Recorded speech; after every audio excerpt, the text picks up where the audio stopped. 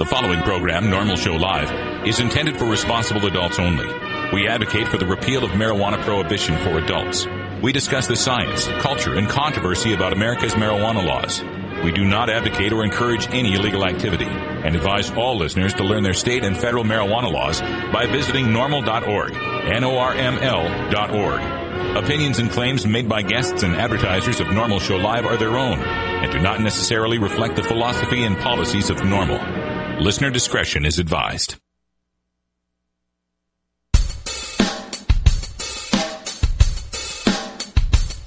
You take a seed, you plant it, you grow it, you dry it, you roll it, you smoke it.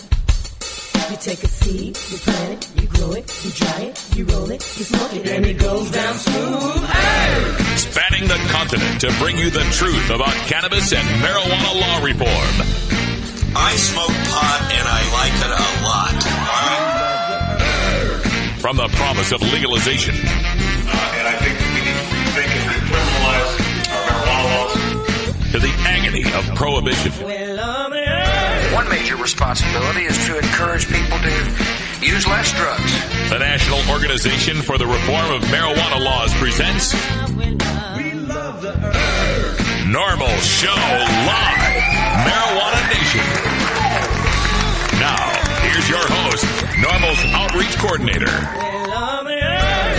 Radical Russ Belville. Good afternoon, tokers and tokettes. It is Tuesday, January 4th, 2011, and it's got to be 420 somewhere in the world. Thanks for joining us here for the show. We're glad to have you here for our first show of 2011, and I want to apologize to the listeners out there for not having a show yesterday. I made a big mistake. I thought January 3rd was the New Year's Day holiday this year. Turns out it was December 31st of last year was the federal holiday for New Year's Day of 2011.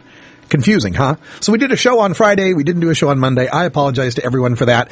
But note for the future here, we do not put a show on the days of federal holidays. So just check out next January 17th. That will be Martin Luther King Day. We won't have a show on that day or any other federal holiday, just to let you know. All right, joining us here in the studio, of course, is my good friend and the pirate, the maestro, Ganja John. What's up, Russ? How was your weekend? It was fun. We had a good time here. Oh yeah, we had a little New Year's Eve party right here at Rolla J Studios. A good time was had by all. Damon and Jen were here, and a bunch of other folks. And the Quad Perk was here. Quad Perk. We love the Quad Perk. You ordered one of those, I understand. I ordered one after the party. Yep. Oh boy, that's going to be a fixture right here at Rolla J Studios. That's for sure. Yeah. Also joining us from our virtual studio in beautiful Astoria, Oregon, is the lovely and talented Cannabis Carrie. Hi, Carrie. Hello, everyone. Happy New Year. Happy New Year to you. I'm sorry I messed up on the show scheduling yesterday. Oh, that's okay. That's okay. No problem at all. It happens. Okay. Well, we've got a great show coming up for today on this Tuesday. At 30 past, we're going to talk with Paul Armentano, NORML's Deputy Director, and take a look behind the headlines. You may have heard of the recent push in the state of Colorado for per se DUID legislation, and you've heard things like 5 nanograms per milliliter and carboxy THC. We're going to get down to what all these things mean: metabolites, active THC, all of that stuff, blood testing versus urine testing, and whether or not this 5 nanograms per milliliter thing is something we should be supporting or opposing or what we can do about it. So that's coming up half past the hour in our Behind the Headlines segment. In Radical Rant today at 45 past, we're going to talk a little bit about New Year's resolutions and some of my resolutions for NORML Show Live coming up in this wonderful year of 2011. At 20 past, we're going to talk with Cannabis Cure UK, who has got us our Electric Tuesday Daily Toker Tunes. At the 2 o'clock hour here in the Pacific Time, we're going to go to NORML Show Live's Toker Talk Radio and take your calls and talk about the new year. But before all of that, we've got to get to our hemp headlines with Cannabis Carrie. What's in the news today, Carrie? Well, it's been a while. Saturday is dawning a new day in California. We're going to talk about that. Also, an interesting case out of Washington State that pits parolees against the medical marijuana laws, and a case in Oklahoma, Russ, one of those smash and grabs, if you ask me, but we're going to talk about that case as well. All right. Great stuff coming up on today's NORML Show Live. Please stick around, and remember, you can get the first hour of this show podcast as the NORML Daily Audio Stash, available on iTunes and on our blog at stash.norml.com. NORML.org. The second hour is live only for those of you listening on Stickum Normal Show Live. We'll be right back after this. You're listening to NORML Show Live, the voice of the marijuana nation.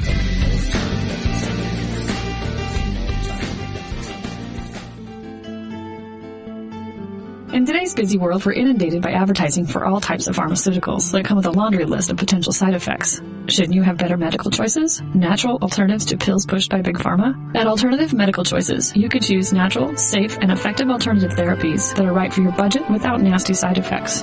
Cannabis, or marijuana, has been a legal medicine in the Pacific Northwest since 1998. Our doctors will help determine your qualifications for a medical marijuana recommendation in Oregon, no matter where you live. Our massage therapists will ease your aches and stress with soothing hemp seed oil or cannabis-infused massage salves. We also offer acupuncture, Reiki, and other alternative health therapies.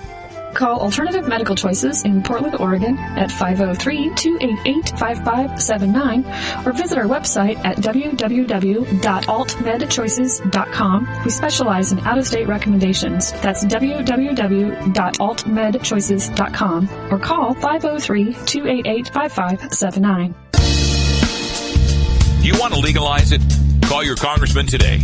202-224-3121. It's free, it's easy, and you don't even have to give your name, just your zip code, and they'll hook you up to your congressman. Call 202-224-3121 and tell Congress you support marijuana legalization. Liberate your mind. Liberate your mind.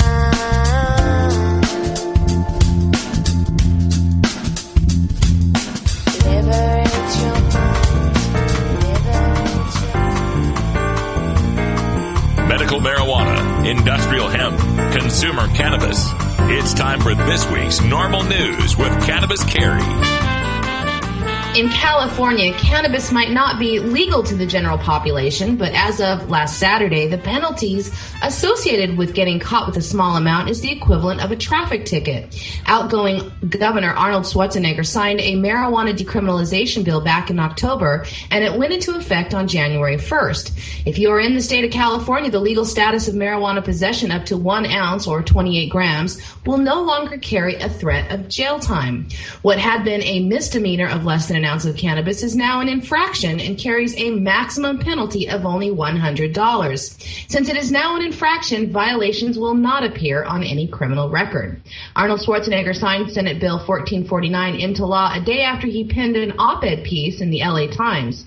In that open letter, he said he was strongly against California's push to legalize marijuana with Prop 19, and that reducing the crime of possession was the answer to many problems with cannabis laws in California concerning those adults that use cannabis outside of the state's medical marijuana program.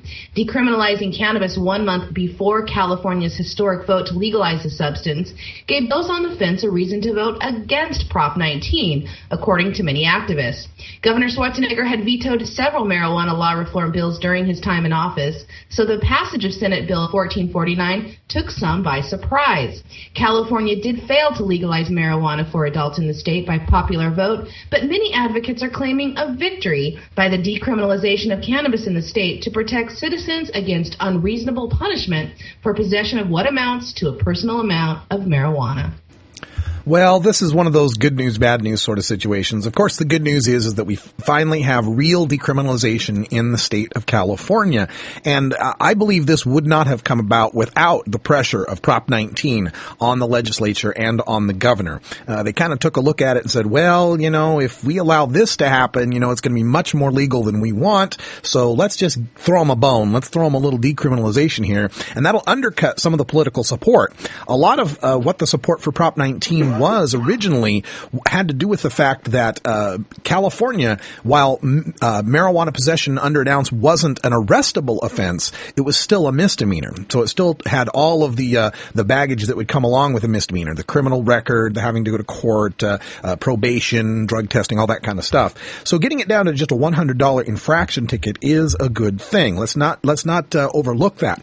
However, on the bad news side, this is one of the things I fear in the fight for marijuana legalization, is that by going about this incrementally, by getting these incremental gains, we'll reach a place where there are enough people that are satisfied with the status quo that there won't be very much momentum for moving forward with legalization. We kind of saw how introducing this decrim, signing this decrim, kind of cut the legs out from underneath Prop 19 in some of the support, like Carrie said, among people who are on the fence. Between the ability to get a medical marijuana recommendation for just about anything in the state of California, it can be a really, quick trip for most people at a reasonable cost for those medical recommendations. And with the proliferation of dispensaries where these people can go and purchase quality marijuana, combined with others who don't get their medical recs only getting a $100 ticket now, it's going to be harder and harder to find people in California to really put forth the argument that it needs to be more legal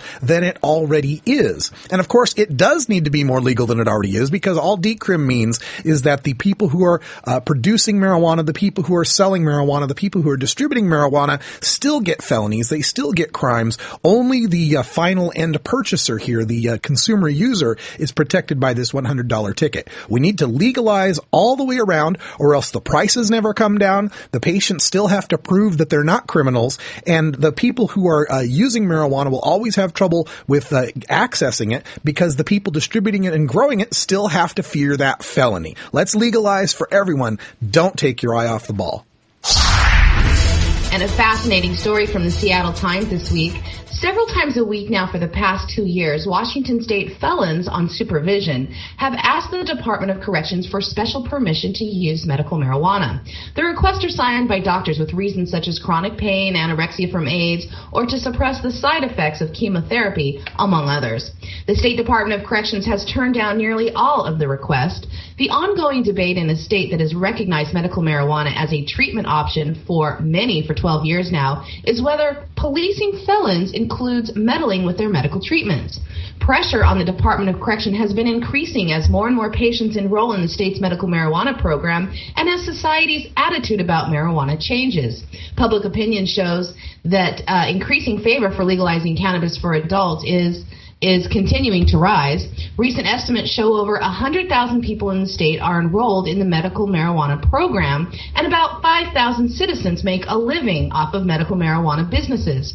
But the Department of Corrections, according to advocates, is ignoring the state's medical marijuana law by substituting its judgment for that of doctors who are allowed to recommend cannabis use as a medical treatment. The department contends that many of the requests for waivers to use medical marijuana come from offenders with drug histories, and claim that the public expects the department to help those folks return to the community. Scott Bloland, a Department of Correction Assistant Secretary, who began the internal discussion in an email back in 2008, says it is incongruent for the department to allow some to use marijuana when it led to their criminality in the first place. But a Tacoma physician, Dr. Scott Havsey, protested when the Department of Correction denied his patients use of marijuana to treat intractable pain from multiple herniated discs, saying that after his recommendation, the department is not following the law. A group of advocates, attorneys, physicians, and patients say the policies of the Department of Corrections is ripe for a legal challenge, although none have been filed yet. The DOC's chief doctor, Dr. Steve Hammond, says that mainstream clinicians gravitate toward traditional and conventional treatments rather than marijuana, and he contends that most of the notes he has seen come from just 3 or 4 clinics that he refers to as authorization mills. Since the law prohibits medicinal marijuana in prison, the issue is typically those out on post-prison supervision. Up until now, many probation officers would just ignore positive drug tests if the offender had a doctor's recommendation. But the question remains, should the DOC uphold no drug provisions in criminal sentences, or should they show mercy to sick offenders and follow the medical marijuana laws of the state? The oft-sued agency has expressed fears that it would be liable if an offender on supervision were to hurt someone while high on marijuana, approved use by their agency. So far, the Washington State DOC has taken a firm line against the medical use of cannabis by offenders. Since July of 2008, 320 offenders have requested waivers, which are reviewed by the department doctor, but subject to appeal within the DOC. Dr. Hammond has approved just 1 request. 6 others were okayed on appeal. Now, waivers are not needed for prescriptions for Marinol, a synthetic form of THC approved by the Food and Drug Administration to treat nausea and appetite loss. Yeah, this story illustrates perfectly my point from the last story about the need to fully legalize marijuana, or else patients continue to have to jump through ridiculous hoops. This is one of them. We don't see the Washington Department of Corrections getting involved with the medical treatments of people on probation for any other prescription drug. You don't see Washington DOC getting upset about OxyContin or Vicodin or Percocet prescriptions. And even for people that, they mentioned, people might have gotten in trouble with the law because of drugs or drug abuse in the first place. Look at the prescription drug abuse rates in this country. The abuse of OxyContin, Percocet, Vicodin, these heavy-duty narcotic painkillers. And yet, we don't seem to see the DOC in Washington having any problem with probationers getting those prescriptions from their physicians. Here we have medical marijuana, the safest possible treatment, the least addictive of any of the substances that people use recreationally, and a superior medication to many of the medications that are prescribed for these people, like the AIDS wasting syndrome and the cancer chemotherapy. Cannabis is the number one anti-emetic out there. Ask anyone who's ever had nausea and had to use medical marijuana to keep it down. They know for sure. So for us to be denying 320 people this life-affirming medicine, this safe and non-toxic herb, just goes to show you again how medical marijuana doesn't go far enough. It's a second-class medicine, and the people that use it are second-class citizens. It's not treated like any other medicine, including the prescription dronabinol, the Marinol pill, the synthetic THC that is 100% potent. This is why we need to continue moving forward with legalization, or else patients will always be treated this way. People on probation will always be treated this way. There will always be a need to separate the patients from the criminals. A traffic stop in Oklahoma back in August of 2008 netted an empty duffel bag, some fabric softener sheets, a large roll of trash bags, and one white bank envelope with $14,000 in cash. Now also found marijuana residue in the ashtray of the car and on the pants of the Illinois man who was a passenger in the car. Since the residue, duffel bag, and cash were all found in the same place, the officer seized the cash since it was thought to be tied to a drug crime, according to an affidavit. State Trooper Jork Himmons said he found the items in the trunk of the car he stopped for failing to use a turn signal when exiting the freeway. He noted that the driver seemed nervous, and he also smelled marijuana smoke in the car. Well, now, 2.5 years later, the stepfather of the man with the marijuana residue on his pants is trying to get the money back that he says is his and is not tied to drugs in any way. A lower court had thrown out the stepfather's previous claim to the money, but the State Court of Civil Appeals has ruled that he deserves his day in court, and it is the state that should have to prove that the money was, in fact, drug money. The stepfather, Brooks Burr, has said that the money was given to his stepson to buy coins for him at a rare coin show. Burr, who is 61, is a rare coin collector and zoology professor at Southern Illinois University, Carbondale. His attorney says the troopers had no good reason to take the money and called it, literally, highway robbery. They pull you over, they take your money, calling it pure coincidence that the money was in the car at the same time the stepson had drug residue on his pants. A prosecutor dismissed a felony drug money possession charge against the stepson after Burr produced records showing that the money was withdrawn from his bank account the day before it was seized by a state trooper. But despite the dismissed charge, an attorney for the Department of Public Safety said the agency still believes the cash was drug money. The state claims that the two men stopped that night are recorded in the back of the patrol car discussing getting their story straight about the cash. A new court hearing on the matter has not been set. Well, once again, another illustration of why marijuana needs to be legal. The mere residue of cannabis on a baggie in your car or on your pants itself is enough to justify law enforcement taking your assets, folks. It's civil asset forfeiture, and normally in these situations, you have to prove the money or the cash or the car or whatever it is they're seizing is innocent. Until you have to prove it's innocent, right? It's guilty until proven innocent. This is a rare step here where the civil court is saying the state has to prove that $14,000 came from a drug transaction. In most cases, you have to prove that the money didn't come from a drug transaction. This is what we live in America as cannabis consumers, where merely the way we smell or the residue on our clothes can be enough to take our property, to put us into a cell, to lead us through the entire legal system system. Really, folks, the punishment isn't jail. The punishment is having to go through the legal system. And imagine trying to hire yourself a lawyer to defend your freedom and defend your property when the cops have seized all the money you would use to hire a lawyer. This is the insanity of the war on drugs. It's a war on our own people, and it is a war on our civil liberties. I think it may be time for a hash plant break. Hash plant break, the first break of 2011. We'll celebrate with some number 2 OMCA hash plant. We're right back after this. It's 20 after the hour, and we have to take a short break, if you know what I mean.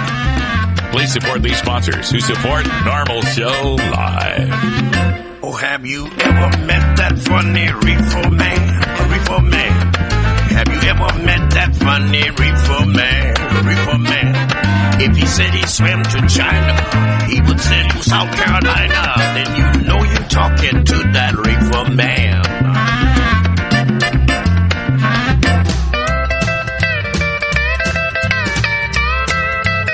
When I was in England, I experimented with marijuana a time or two, and I didn't like it. And didn't inhale, and never tried it again. I think you'd probably be a lot cooler if you had, Mr. President. Said, hey, do you have a joint, kids? Sure would be a lot cooler if you did. Lie, don't hide it. Lie, don't hide it. Oh, lie, don't hide it. Lie, don't hide it. Just lie, don't hide it. Fire up right now. Ever wonder how often to change your bong water? The most effective method for baking pot brownies? The best destinations for a ganja getaway? How to hide herb in your car? Whether to grow your own? How precisely to legalize it? Or how something as wonderful as marijuana ever got to be illegal in the first place? Finally, you can find all these answers and much more in the official High Times Pot Smoker's Handbook, featuring 420 things to do when you're stoned. Since 1974, High Times Magazine has covered marijuana in all its aspects and wonders, from cultivation to legalization to the herb's enduring and exalted place in popular culture. Packed with inside information, the official High Times Pot Smoker's Handbook rolls all of this collected wisdom together into a single indispensable ganja guide, including an entertaining look at marijuana's history, profiles of herb-friendly travel destinations and festivals, favorite potluck recipes from the High Times staff, smoking skills, advocacy and activism, essential marijuana movies and songs, profiles of famous cannabis strains, comprehensive growing information, celebrity endorsements, and much more. This is truly, finally, the ultimate guide to green living.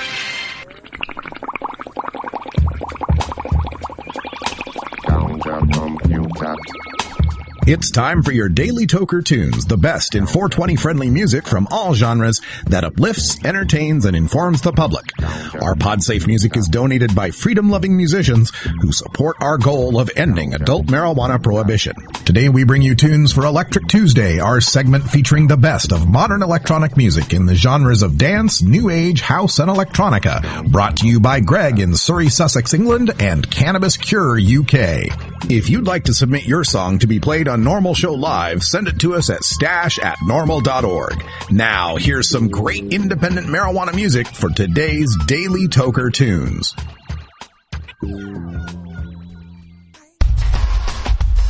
Welcome to 2011 Tokers. This is Cannabis Cure. I'm bringing you Electric Tuesday for NORML Show Live. Today I have for you a remix of a well-known classic that has been totally transformed into some dirty, grimy dubstep remix. Static DJ is Rick Mitchell from South Ogden in the United States. He's representing the dubstep and the drum and bass community. Static's music isn't just for the club, he says. It's to pay tribute to the things in his life that have put music in the front of his act. Of his work, he says, my productions are always breaking boundaries on what can be, should be, and shouldn't be used in electronic music. You can find Static's links to the SoundCloud he has and his Facebook at thestash.normal.org. Tom Petty and the Heartbreakers' Last Dance with Mary Jane will probably never sound the same again. I'm fine with that because this track was an instant winner for me. Hope you enjoy it too. If you haven't lit that joint yet, I give you permission to do so now at Josh Woody 420. Thanks for coming back to my music. This is Cannabis Cure.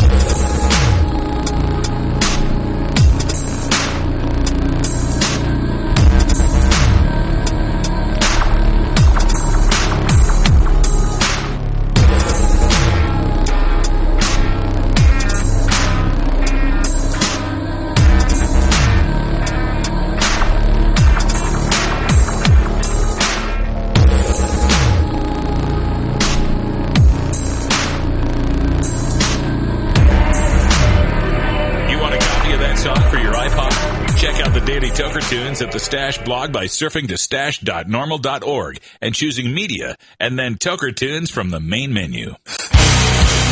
Starfish Designs, makers of the original Gandalf. I'm Radical Russ, and when I want to relax, I always have my 17-inch long original Gandalf from Starfish Designs nearby.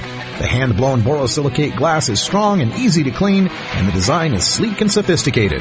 Starfish Designs are available from Bend, Oregon at a glass retailer near you. For locations, call 541-788-GLASS.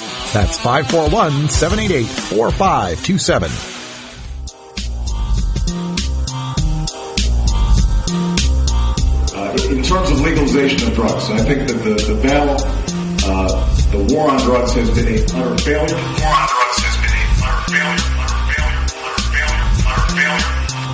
And I think that we need to rethink and decriminalize our marijuana laws. The war on drugs has been a utter failure. Criminalize our marijuana laws. The war on drugs has been a utter failure. Criminalize our marijuana laws. The war on drugs has been a utter failure. Criminalize our marijuana laws. Normal Show Live, where we don't change our position on decriminalization in an election year.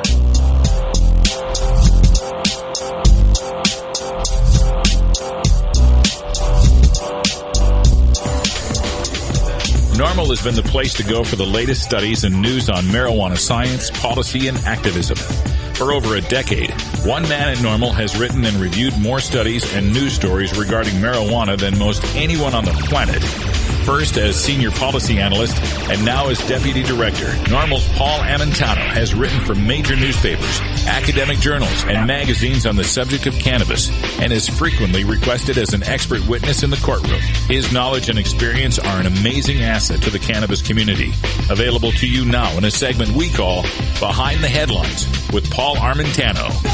Welcome back, Tokers and Tokettes, and we're getting into a subject that is a very important one that we need to start talking about here in the cannabis community, and that is the concept of toking and driving and the idea of how much is too much and when are you too impaired. All of these things are something that has been studied in depth by Deputy Director Paul Armentano, who joined us by telephone from the Bay Area. Paul, welcome to the show. Good to be here, Russ. The reason I wanted to bring you here is we've been speaking a lot to our friend John Doe with John Doe Radio. He's in Denver, Colorado, and he covers the cannabis community there. And they're all worried about this proposal in Denver, or in Colorado, in the State House there, to set a per se 5 nanograms per milliliter of THC in the blood as a per se stoned driving limit. And, of course, this leads people to bring up all sorts of things they think they know about drug testing and driving. People saying things like, oh, well, marijuana stays in your system for 3 weeks and all these other things. I thought I'd bring you on here to get down to the science of this. So let's start by explaining what they mean by per se DUID. Well, a per se statute means that society at large has set a limit, and if a person is over that limit, regardless of the totality of circumstances, by simply being over that limit, they are judged under the law to be in violation of a criminal statute. Now, most people are likely aware of per se statutes because currently the United States has a .08 blood alcohol statute for drunk driving.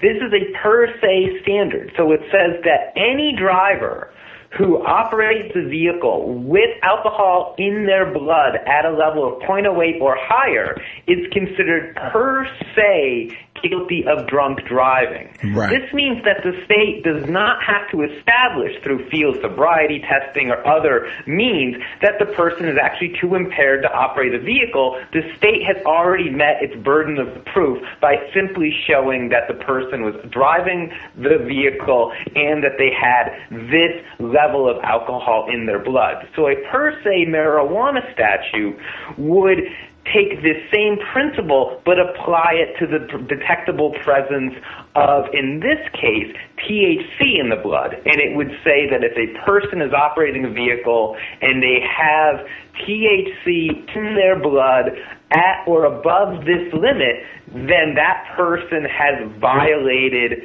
the drug driving statute, and the state does not have to go any further to actually establish that the driver was in fact impaired to drive, because they have violated the statute by simply getting behind the wheel with this amount of THC in their blood. Yeah, and I think that's something, even with respect to alcohol, that we should always be aware of. Is I think people think of the breathalyzer and DUI statutes with the .08 BAC. They think of that as preventing drunk driving. What they're really doing, though, is just preventing people from having X amount of alcohol in their system, whether they're drunk or not. Yes, exactly. These laws really aren't about traffic safety per se, including the blood alcohol per se laws. They're about making the prosecution of certain drivers more easy for the state to win these cases. It's quite difficult for the state to establish beyond reasonable doubt to a jury that an individual has gotten behind the wheel and for whatever reason they're too impaired to drive. There's many ways the state goes about prosecuting these cases. We have field sobriety examinations. We have drug recognition experts that take coursework that teaches them how to identify if a person is impaired behind the wheel. There's physiological exams. We measure persons, whether their pupils are dilated. We measure how their pupils follow the officer's finger. We do balance tests, walk and turn tests. We measure their pulse rate. We do blood and urine testing to determine whether certain substances or byproducts of certain substances are present in a person's present in a person's body. We bring the police officer who was at at the scene who says, I pulled the person over because they were weaving or they were driving erratically. And they present all of this evidence in court, and the totality of that evidence either establishes to a jury that the person was was impaired beyond a reasonable doubt, or the state fails to meet that burden of proof. But it's a fairly high burden of proof, and as you can see, the state has to take a lot of time and effort to gather all of this information to be able to make its case in court. And what these per se laws, for the most part, are about is really just lowering that burden that the state has to meet. Because once you pass a per se law, as long as you have a blood test that establishes a certain level of a certain compound is present in a motorist's blood above a certain level, the state doesn't have to do anything else, because the statute says that by simply having gotten behind the wheel, whether the person was demonstrably impaired or not, they have broken the law. And we can see with the alcohol laws how inconsistent these can be. It wasn't very long ago that many states said you had to have a blood alcohol content of 0.10 to be per se guilty of drunk driving. But then the federal government lowered the threshold to 0.08. If you look to Europe, several countries have much lower drunk driving threshold. Many countries in Europe use a 0.05 blood alcohol level as a per se drunk driving. Sweden uses 0.02 as someone who above that level is considered to be per se a drunk driver. So it's not, even when we're talking about alcohol, as if there is a consensus among scientists at what level a person should per se be considered too drunk to drive. And that is the risk that would also be involved in setting a per se statute for marijuana. I can see why some lawmakers would like a one-size-fits-all sort of statute, but right now the science really doesn't indicate that there is such a threshold, nor do I believe there is a need to establish such a threshold. It's right now illegal in every state for a person to operate a motor vehicle impaired by marijuana. And I think the present statutes that are on the books in those states, for the most part, are working just fine. You know, it seems to me that these per se limit laws, even with respect to alcohol or marijuana, aren't so much about preventing impairment on the roads. It's more like a way of saying we're going to make illegal irresponsible drinking or irresponsible smoking. And the idea being that if you've had 3 or 4 or 5 beers, you shouldn't get behind the wheel. And maybe the idea with marijuana, if you've had 3 or 4 or 5 bong tokes, maybe you shouldn't be behind the wheel. Let's talk about the science behind this, because this is a real concern of many people, especially those of us not in the choir. A lot of the people out there in the mainstream voters have bought into the idea of the alcohol breathalyzer, and they want some sort of similar magic machine when it comes to marijuana. Now, first, we should establish that we're talking about THC in the blood here, because I get a lot of people that comment about the, marijuana can stay in your system for 2 weeks, 3 weeks, 4 weeks, but they're talking about urine there. Let's clear that up first. Sure. There are two, when we're talking about marijuana and drug testing, we're typically talking about 2 primary components. We're either talking about THC or we're talking about carboxy-THC. THC is the psychoactive substance in marijuana. Carboxy-THC is the inactive byproduct. It is what THC is turned into after it is metabolized by the body. Now, THC has a relatively short half-life in blood. THC levels spike almost immediately after inhalation, within minutes. So a person experiences their peak THC blood levels within 10, 12 minutes after smoking marijuana. And then those levels dissipate very quickly, and typically within 3-4 hours, they're really not even present in the blood at all, or if they are, they're at such negligible levels that only the most sensitive testing equipment would detect them. So we're talking about a substance that has a fairly short half-life and that has peak blood levels that are in many ways proportional with the person's euphoric experience. The higher the THC blood levels, the greater association there's going to be with heightened psychoactivity. The lower those levels, the less psychoactivity the person's going to be experiencing. Much like blood alcohol levels, they rise and fall proportional to how intoxicated the person is by alcohol. By contrast, carboxy-THC is an inert metabolite. That means it has no psychoactivity associated with it. Carboxy-THC is typically detected in the urine. It is stored in the fat tissues, which means that it has a much longer half-life.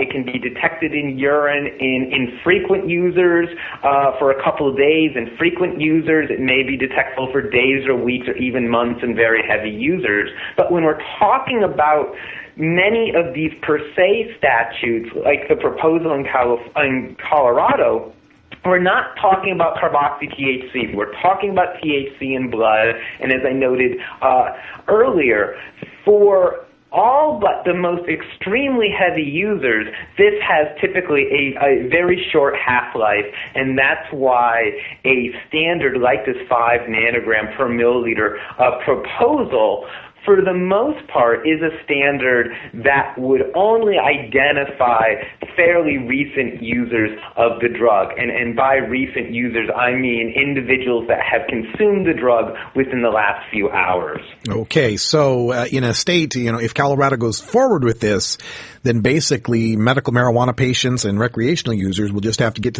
used to the idea of no driving for 2 hours after use. Sure, and that's frankly a rule that I think most responsible users ought to follow to begin with. There is psychomotor impairment associated with marijuana. I know there's many consumers within our community that don't like hearing that statement. But if you look at the evidence that has been put forward on this issue, and there's quite a bit of it, we do see that in 3 or 4 different types of performance tests, we do see some impairment associated with the use of marijuana. We see what's known as a standard deviation in lateral positioning associated with recent use of the drug. That's essentially a complex way of saying that the driver weaves. They don't keep the driver's side tire parallel with the median on a closed road test. We see some adverse effects in peripheral vision or tracking. That means the driver is quite focused and aware of what's going on directly in front of them, but they have more difficulty responding to circumstances that may be taking place in the peripheral vision. We also see some adverse response to when they have to respond to things in front of them that require the use of depth perception. We sometimes don't see the sort of time response that we'd like to see under circumstances where the driver is sober. And many of these instances are dose-related, and that's something I'd really like to stress. In low doses, we see very nominal effects on performance, but the higher the doses are, the greater the adverse effects. The other key that I'd like to point out, and a study came out about 4 or 5 months ago that really hits the nail on the head with this, is that we see greater adverse performance associated with more naive users. And we see less adverse of performance on these sort of psychomotor tests when the user is more experienced. It seems that when users are frequent users of marijuana, they do become tolerant to some of these adverse effects. Now, that's not to say, hey, if you're a frequent user of marijuana, you should just go ahead and go out there and drive on the roads. But it is an acknowledgement that there seems to be greater risk of accident when we're talking about more naive users behind the wheel. The final point I'd make, and this has been some data that's been consistent for years now when these tests are done, is that when alcohol is consumed in combination with marijuana, we seem to see an exponentially adverse effect on driving. And what I mean is the driver performs tasks at a level that is far worse than when the driver is using marijuana alone or when they're using alcohol alone. So those are two substances that should never be used in combination prior to driving. Okay, we're speaking with NORML's Deputy Director, Paul Armentano, an expert on the subject of drug driving, DUID laws and such. I wanted to quickly give folks a kind of an overview of what's going on in the United States. We're talking about Colorado adopting a 5 nanogram per milliliter of THC in the blood per se standard. Above that limit, you would be a stone driver subject to, punishment via the law. There is another state with this standard. Pennsylvania has a 5 nanogram per milliliter in the blood standard.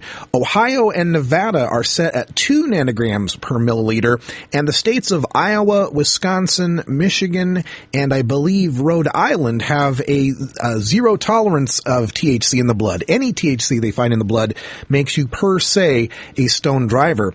And then with respect to urine testing, we talked about the inactive carboxy-THC metabolite.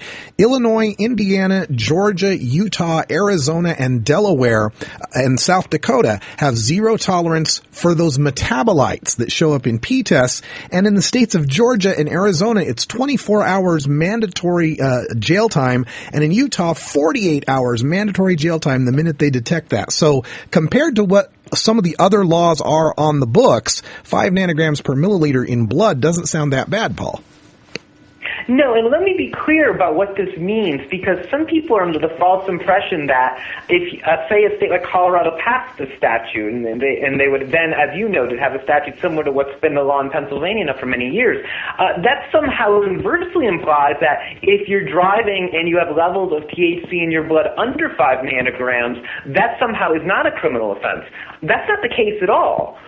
That simply means that if a person was pulled over and say they test positive at 4 nanograms of THC in their blood, that the state can still bring DUI charges, but that the state is going to have to go about making their case through those more conventional and traditional means that I spoke about earlier. The state will have to perform field sobriety testing. They'll have to bring in a DRE. They will probably do a physiological exam, and they will have to make their case that way. So even when these statutes are passed, even when they have thresholds, this does not mean that there's some sort of get-out-of-jail-free card if you're simply under the threshold. As I noted, it's already illegal to drive impaired by marijuana in every state. It's just that some of these states, quite frankly, are tired of losing these cases in court, and they want to make it easier for them to win these cases, and you do that by simply setting this per se threshold. Now, I will note that there is some data available in the scientific literature showing that if we're going to try and estimate a THC blood level for impairment, that 5 nanograms is roughly around the level where we do begin to see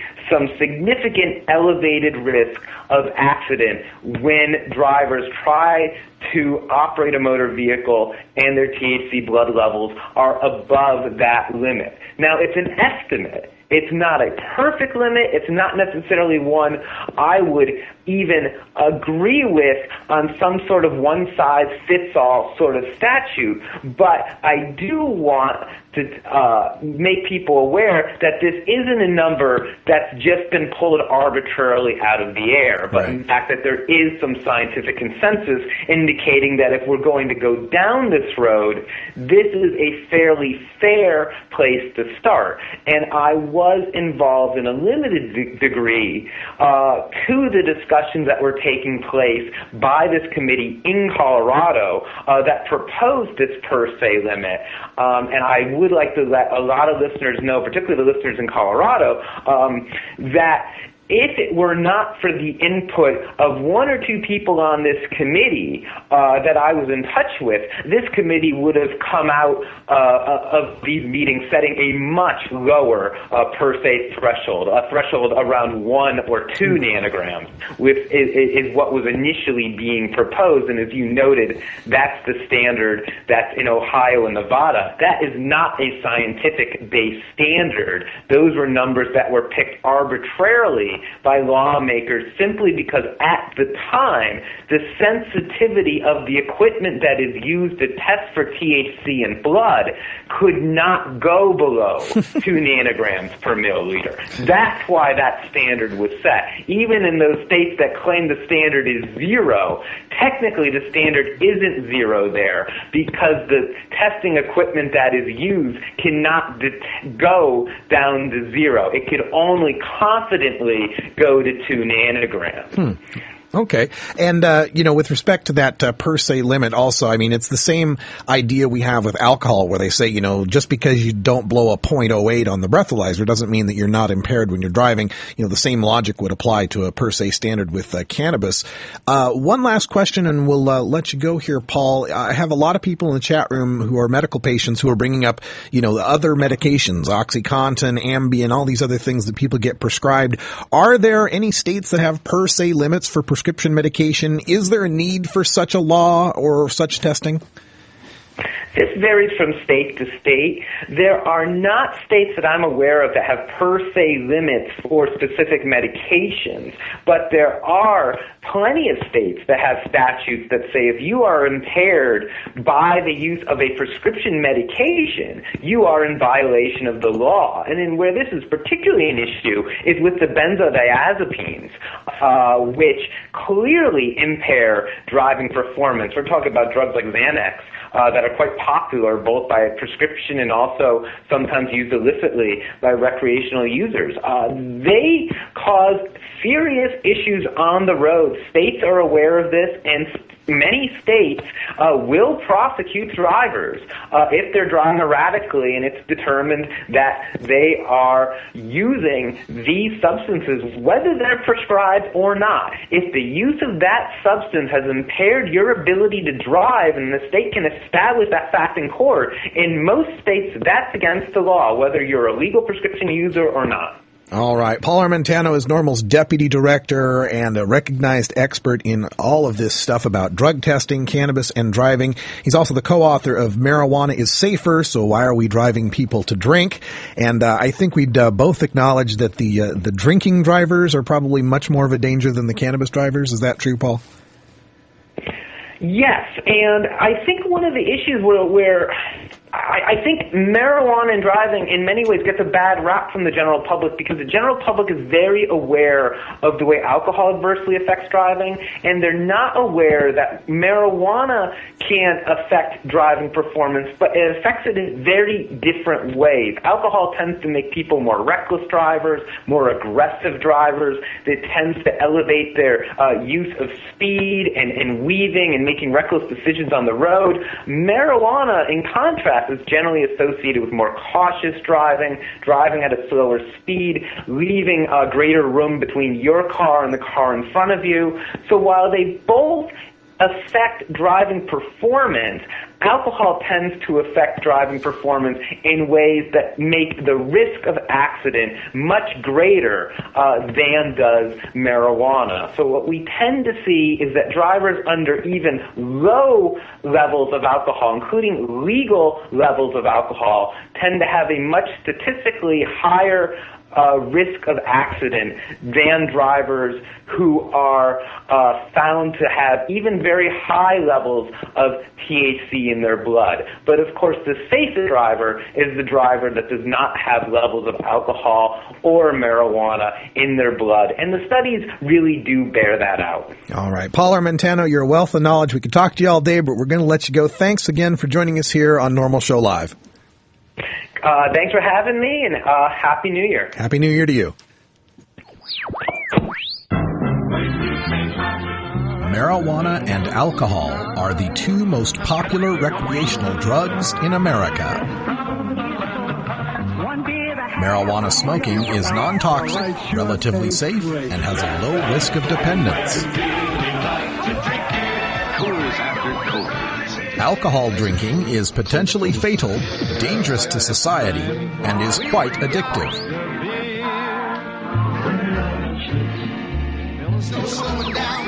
Marijuana is safer, so why are we driving people to drink?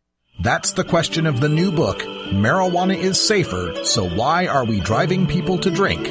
By Paul Armentano, Mason Tvert, and Steve Fox. Visit Amazon.com or ChelseaGreen.com today to order your copy of Marijuana is Safer, or visit MarijuanaIsSafer.com. You want answers? I'm as mad as hell, and I'm not going to take this anymore. You want answers? You have offended my family. I think I'm entitled. You want answers? I want the truth.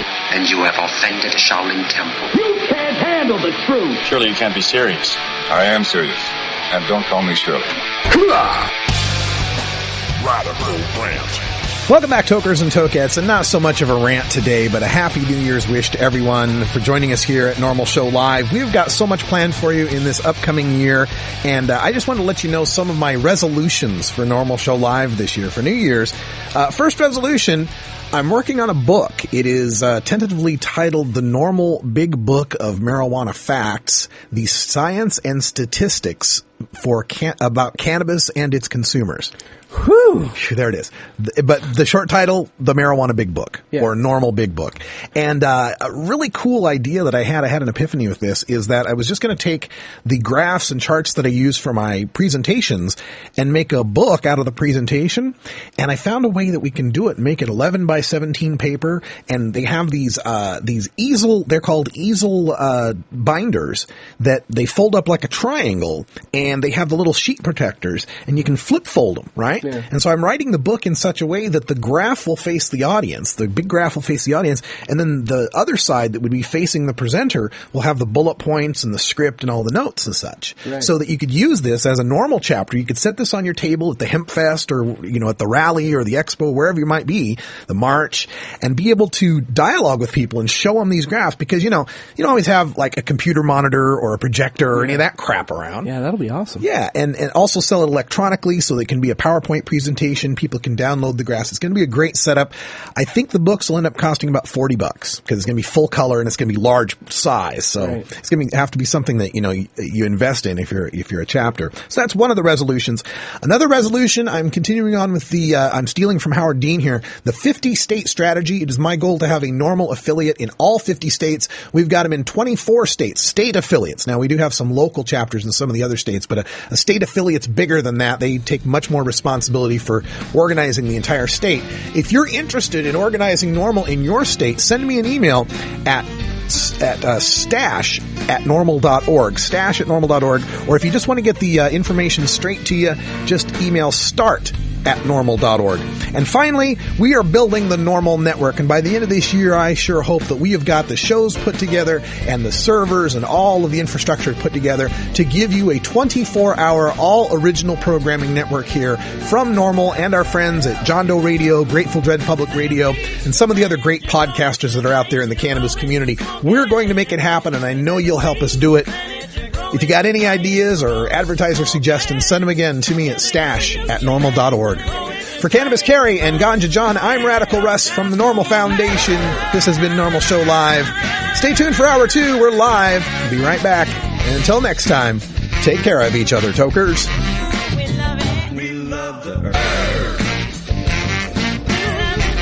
This is NORML Show Live, the voice of the Marijuana Nation. You plant it, you grow it, you dry it, you roll it, you smoke it. You take a seed, you plant it, you grow it, you dry it, you roll it, you smoke it. You take a seed, you plant it, you grow it, you dry it, you roll it, you smoke it, and it goes down smooth.